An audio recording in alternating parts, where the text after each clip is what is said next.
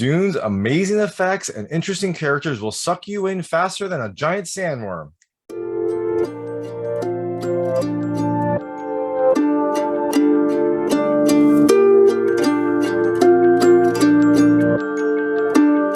Hey everyone, this is David Stark from Watcher Pass, and I just got done seeing Dune, which is coming to theaters and HBO Max on October 22nd, 2021. It's Frank Herbert's sci-fi epic that is a best-selling novel, and now it's being made into a movie. And quick take, I really liked it. I think you'll probably like it too. It's coming out in theaters and on HBO Max, so you can watch it in theaters or you can watch it at home, whichever one you want. I think you should definitely check it out. Fair warning though, it is Dune Part One. I didn't see this in any of the posters, although I don't watch trailers, but this is definitely Dune Part One. So there is a Dune Part Two coming at some point in the future. So this is really a setup movie. But that being said, it's a really good setup. It's a really, really well done film. It's a sci-fi epic, and you can tell that there's a lot of care that was put into the production, but then also just a lot of backstory about this world that comes through on the screen. So I'm going to tell you a little bit about the film, what I liked about it, what I didn't like about it, and then go into the ending. So as you can imagine, there will be spoilers in this review. So if you don't want to know anything about the film, you want to go in blind like I did, then stop watching, go, wait for it to come in theaters, and then you can come back and watch my thoughts, or you can read the review on watcherpass.com. It'll be much more vague. I don't get into spoilers there. So a couple options, or just read the book. You got time to read the book before the movie comes out. So in Dune, you have this very complicated intergalactic type of world where you have an emperor that kind of controls everything. And you have great houses that then serve the emperor and are used to kind of control the various worlds that the empire spans. So fair warning, I have not read the book, so this is just what I got from watching the film, and I'm trying not to know anything about the film or the books or what happens next. I really want to be surprised when the next movie comes out. I don't know, 2025, whenever it comes out. They'll probably have it come quickly. But so you have an emperor, and then you have these great houses that kind of serve the emperor, and they are moved around almost like pawns, it seems like. So you had one house, which from just the general style and their general demeanor are the bad house. House Harkonnen, that was controlling this world, Arrakis, which is kind of where Dune is set. And Arrakis is a desert planet that has this very valuable material. They call it spice. It's kind of like a dust, it seems like, or some sort of mineral that is resident on top of the sand in this desert world. And so House Harkonnen was farming or harvesting this spice that is then used in interstellar travel. So it's kind of a very valuable resource, because without it, I assume the empire can't survive, because you kind of need people to travel. I believe they said that it's used to chart the courses for interstellar travel. So it's kind of a key component of keeping this empire running. So House Harkonnen was harvesting this spice until the local population, the Fremen, rose up and kind of made it too difficult for House Harkonnen to control this planet. And so the Emperor pulls Harkonnen back and grants this planet to House Atreides, which is the main kind of good house. They seem to be a good house in this movie. And so the film is really about House Atreides coming to this world, trying to establish itself, and then what happens after they do. And then there's a lot of other backstory. I mean, this is a very realized world. You can tell that there's a lot going on, and the film does a pretty good job of explaining it, although I think it does keep a little bit of mystery, which I like. Some people might not like it, but I did like that I didn't really know everything about the film. I don't think the film dwells on things that it doesn't really have to explain. The film's already 2.5 hours, 155 minutes. So I'm glad that it didn't give me too much backstory. Like, look, I'll probably go read the books after the films are out, because I'll probably want some more information and some more backstory here. So I think the film does a pretty good job of explaining what you need to know, and then kind of leaving the rest to mystery, or for maybe later movies. Maybe they'll reveal it later. So House Atreides, the leader of House Atreides is Duke Leto Atreides, played by Oscar Isaac, and his wife Lady Jessica Atreides, played by Rebecca Ferguson. They have a son, Paul Atreides, who's played by Timothée Chalamet, who has a lot more going on than meets the eye. I mean, he's a skilled fighter. He has brooding, beautiful eyes because he's Timothée Chalamet, but he also has visions, and he has, it's almost like a psychic ability. He has dreams, but then also seems like he can manifest it during the day as well. He clearly has some sort of power, and that's part of what makes Dune so interesting. You've got the sci-fi world, and then you have these elements of mysticism, not like the Force mysticism. You have like almost like old school secret society type mysticism. I really enjoyed this kind of strange aspect. It's almost like some of the darker Star Wars elements, if they were actually put into a film and done well, that would be kind of what Dune seems like. So Paul is kind of destined to take over House Atreides at some point, but it also, during the course of the film, it seems like maybe Paul might have a bigger destiny that we kind of learn about. And as Paul gets to Arrakis, it seems like maybe his destiny is becoming a little more clear. It seems like his powers become, or his abilities become a little stronger, and he reacts to spice in a very interesting way. It seems to kind of really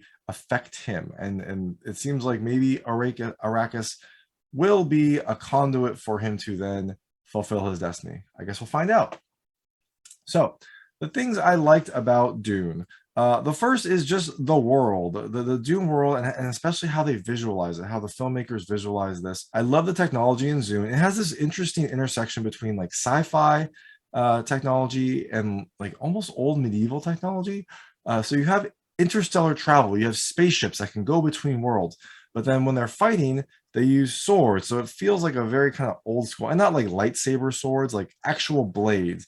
And that's because they have this kind of shield technology that can stop really fast blades, but then slow attacks can pierce the shield. And so you have this interesting world that kind of intersects this really high tech interstellar space travel with this kind of lower tech, traditional medieval almost style fighting. And when they come together, it's very interesting. It's like if sci-fi meets high fantasy into this perfectly melded type of environment, and I really really liked it. I thought it was a very interesting take. It felt very different from most of the sci-fi that you see, because usually sci-fi will maybe be very high tech, which makes sense, it's sci-fi, but here you kind of have this nice balance between the two. And the world is really really well realized. It's, you've got really good effects, you've got really amazing CG that doesn't distract it. The CG is kind of almost natural. I think maybe part of it is because you do have not so high tech, not so crazy of technology. Like you do have these moments where you've got people fighting with swords, and you've got maybe kind of a lower tech world. Like the world of Arrakis is not, like a super build up space world. You've got a desert planet with maybe some older, still high tech, but maybe some older buildings, and less of a focus on like the latest and greatest technology. So you do have this nice balance of effects that never really feels like it's too much. I mean, obviously they used a lot of CG in this film, but I think they did it in a way that lets you kind of sit back and enjoy and doesn't really suspend your disbelief. And so all of this comes, and then also this world has this element of mysticism in it too. You've got this kind of secret society, this group that has been trying to work behind the scenes to bring about like the one, I guess, like a chosen person that has a mind that can, see the past and the future and kind of move this whole universe into kind of the next stage is kind of what I got from what they were saying. And some people believe that is Paul Atreides, played by Timothée Chalamet. He might be the one, or I forget what they call him in the movie, but he might be someone that has been spoken about and kind of groomed for centuries. The second thing I really liked is the cast. They did a fantastic job with this cast. I really liked, pretty much. I liked everyone in this film. Timothée Chalamet is kind of the main character, and he has this really, it's Timothée Chalamet, so he has kind of like a brooding, quiet demeanor that fits Paul perfectly because Paul, at least in the film, and I imagine in the books as well, is kind of he's not that impressive of a person. Like he's not this big, he's not Jason Momoa. He's not, yoked and giant. He's kind of quieter, leaner. But he has this kind of fire, and Timothée Chalamet is very good at doing that. He kind of has this inner fire that comes through, even though he is not like the biggest or the most powerful person. He has kind of his own strength that you see on film, and it's kind of perfect for Paul. And then you have Oscar Isaac as his dad, Leto Atreides, who Oscar Isaac, thank you for this film. Don't watch the card counter, watch this film. He did a great job. He is, the Oscar Isaac that you know and love. He is supportive. His acting is fantastic, but he also comes off as just like a genuinely good father. He cares about Paul. He cares about, training him up, and he cares about his legacy. And that, comes through in Oscar Isaac. The whole cast is good. I also really like Jason Momoa as Duncan, who is this soldier that is also like a close confidant of Paul.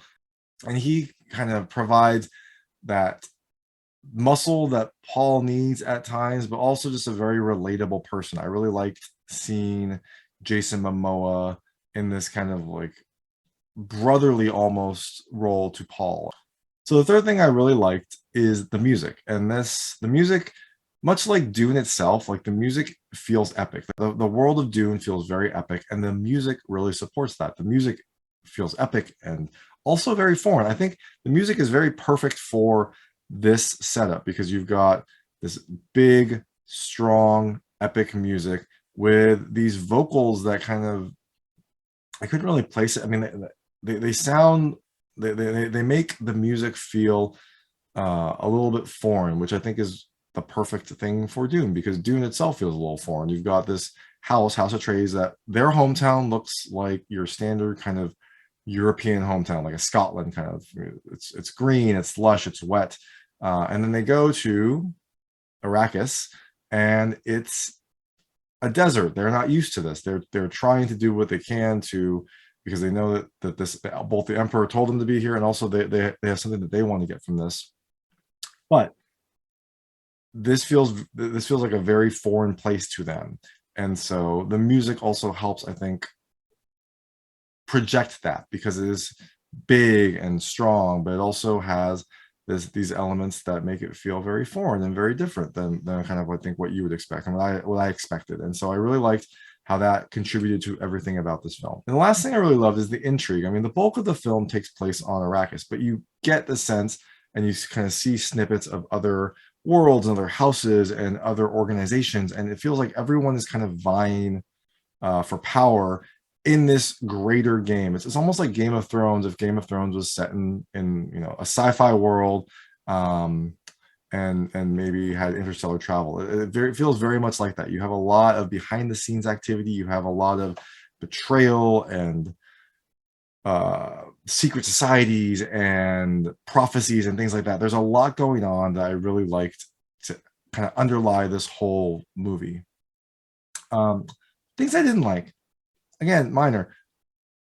This is a part one, and so that means that the film ends in kind of a cliffhanger, and I don't know what's going to happen next because I haven't read the books. And so I wish that part two was just there. I mean, I understand that would make this like a 5-hour movie and make it completely unlikely to ever be made, but I didn't love that it ended in a cliffhanger because I wanted to know what happens next. I wanted to see, where this story, where these characters are going, and you don't get that because it just ends and there's no stinger. So all we know is what happens at the end. But that's fine.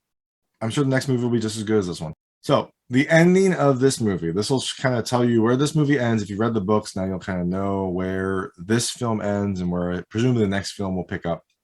So House Harkonnen, which is the house that used to have Arrakis, they do a sneak attack on House Atreides. They appear to be able to do a sneak attack because they blackmailed Dr. Wellington, who is House Atreides' kind of personal doctor. He, I think, let them in, or at least concealed them when they were coming in. And they blackmailed them because they have his wife, House Harkonnen kidnapped, I guess, or captured his wife, and they're holding her hostage. And they told him that we're gonna send her back in pieces unless you do this for us. So he betrays House Atreides, betrays them all, and lets them in. He murders like the housemaiden, and then uses a poison dart on Duke Leto. But he's not completely betraying them all. I mean, he is betraying House Atreides, but he tells Duke Leto like what happened, that they're blackmailing him, they have his wife, and he gives Duke Leto a trap that he can use later. It's this little, this like fake tooth that he can bite down on, and it'll release poison gas. And so later on, when we see Baron Harkonnen and Dr. Wellington and Duke Leto, when they are all in the same room, Baron Harkonnen betrays Dr. Wellington, as we all knew he would, because he's a terrible person. He's like supposed to be bad. He is bad. He betrays Dr. Wellington, or he's saying that he killed his wife, and now he killed Dr. Wellington. So Duke Leto bites down on that tooth, releases the gas, appears to kill everyone in this room. Or does he? We find out later that Baron Harkonnen survived and is in this like pool of regenerative fluid that's that's kind of slowly, I guess, repairing him, because he was pretty badly hurt by that gas attack. And we find out that Baron Harkonnen has spice reserves that they've been saving from when they were the stewards of Arrakis, and he's been trying to sell them to amass wealth. And it seems like maybe he's going to do that to make a play on the Emperor, or that's kind of the implication. We're not 100% sure, but we know that he's going to amass a lot more wealth. And Harkonnen is also already a pretty wealthy house, so more wealth, it's going to make them very scary. And I'm sure we'll find out soon. So back to the Harkonnen attack. I kind of jumped ahead to just kind of complete that story. Back in the Harkonnen attack, so Paul and Lady Jessica escape the main attack, and they're found later by Duncan, who takes them to a safe house, like a safe area. But they're also attacked there. They're attacked in the safe area, but they're able to escape because of both Duncan and Dr. Liet. Dr. Liet was an observer. She was there to make sure that the transition from House Harkonnen to House Atreides went smoothly. And so she's supposed to just observe and not interact, but she does help a little bit here. She helps Paul and Jessica onto one of these ornithopters, which are these like they're kind of the main ships in this world, in this movie. And they look like giant dragonflies, and they fly like giant dragonflies, which I thought was interesting. I think it's a cool technology, although I do imagine that wings that vibrate that fast are very energy inefficient, but it does make for some very cool ships and some really good sounds as those wings are vibrating. So Dr. Liet helps them into this dragonfly ornithopter, and they escape.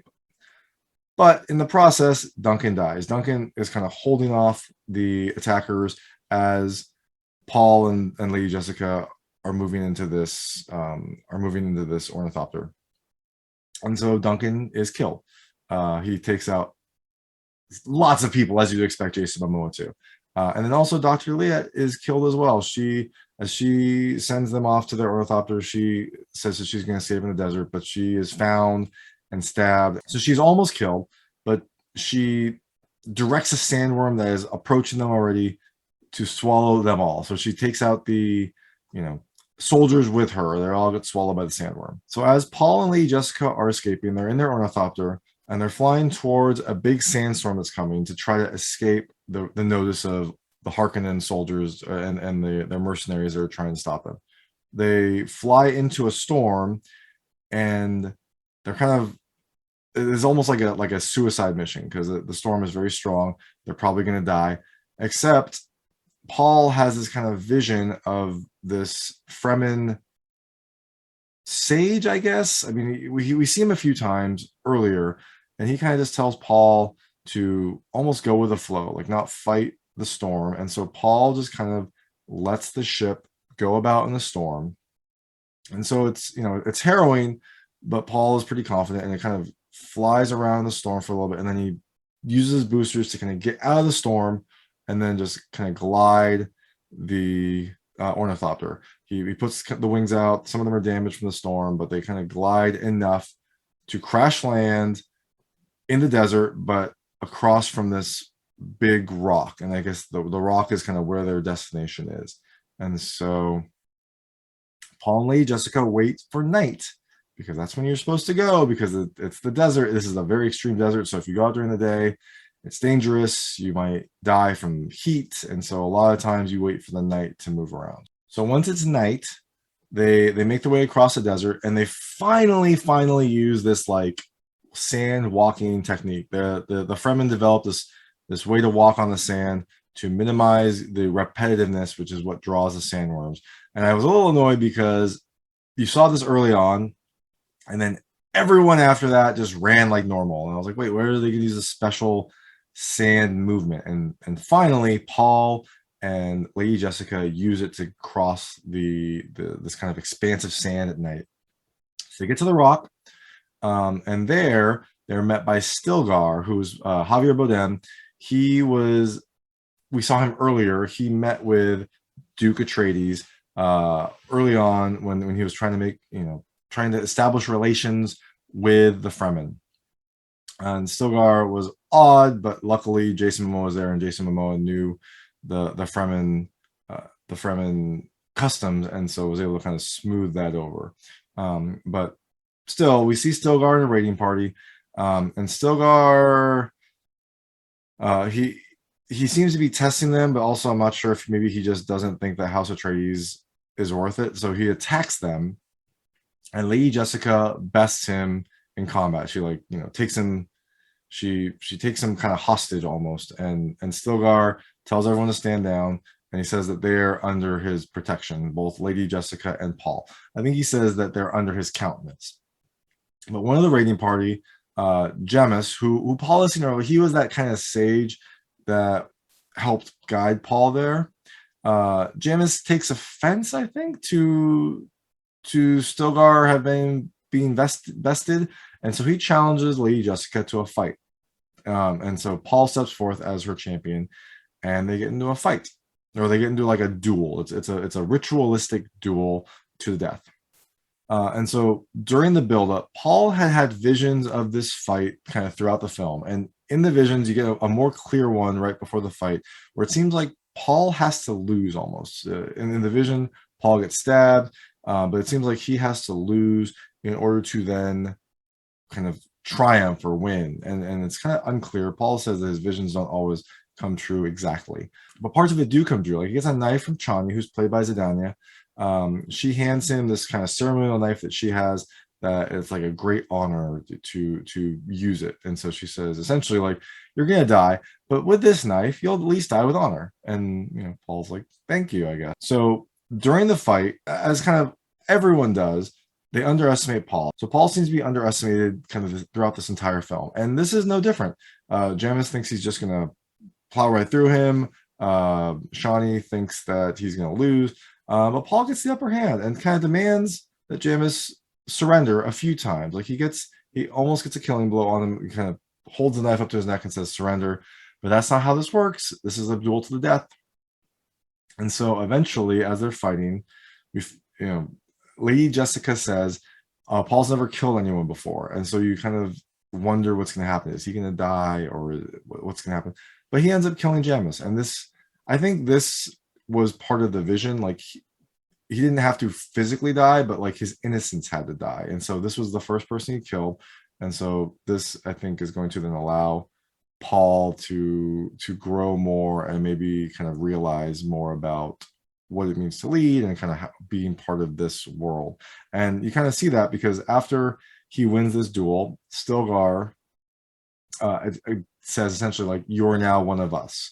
And so Stilgar and Chani and the rest of the raiding party lead them into the desert. As they're going, though, Lady Jessica says essentially like, no, we need to get off world. We need to go and I think assume just like either rally their support or go petition the emperor, like get off world and do what they have done before, but not in Arrakis. But Paul says essentially that the emperor forced them to come to this world, but Paul's dad, Duke Atreides, wanted to come there not for the spice, not for the wealth, but for the people and the power that the people had. And you know, they call it desert power a few times during this build up, and you didn't really know what that was, because it kind of just felt like this kind of catchy phrase. After Paul says, you know, we came here for the people and the power, Chani says desert power, and they look off in the distance and they see one of the giant sandworms, except this time you can see its back, and on its back is a Fremen, you know, person in their full Fremen gear riding a sandworm. So kind of implying that they can control the sandworms. Maybe there's more going on here, and maybe the Fremen have, you know, more power, more influence, kind of more secrets that the outsiders haven't learned. And so that's the end of part one. They go into the implications. They're going to go deeper into either, you know, the desert or Fremen territory, and learn more, maybe amass some more soldiers, figure out, you know, what to do next. And so that's the end of part one. It kind of ends on a cliffhanger. I guess, you know, Paul is now accepted in at least this Fremen group. We'll see if he's accepted in the entire Fremen society, but he's at least accepted in this Fremen group, and they are leading him into the desert where he wants to go, because I think he wants to discover more about himself. There's been implications that whatever the group behind pulling some of the strings, I forget what their name were, but they were this kind of like group of like a secret society that had been trying to breed different chosen ones. Essentially, they've been kind of like crossing family lines to try to have someone emerge who is going to be the chosen one. And they say essentially that they sent Paul to Arrakis so that he could maybe become this person, unlock his potential. And so it seems like maybe that will be the case, but we don't know, because we'll find out in part two. And there's no stinger at the end of this movie, so you can leave out during the credits or turn it off during the credits. But that's Dune. I'm very excited to see where it goes next. I really liked how kind of unique it felt, how realized this world was, and I like the characters and I like the story. I think it's very interesting, and I'm excited to see what comes next. I'm not sure when it's coming out, but I mean, my guess is they'll probably try to get it out next year, but I'm not sure. We'll find out. Who knows? Who knows what will happen in the world? Who knows what will happen in the releases? Who knows if it'll be delayed? But that's Dune. Dune Part 1. It's coming to theaters and HBO Max on October 22nd, 2021. It's really good. I think you should watch it. And thanks so much for watching. If you liked this review, please like and subscribe to this channel. It helps me out a lot. Make sure all my new content goes straight to you. There's more reviews, there's interviews, there's unboxing videos, and every week I do a what to watch this weekend, kind of goes through things I've watched, things that are coming out, and things that I've just noticed around streaming services, and give some recommendations. So check all those out, and thanks so much.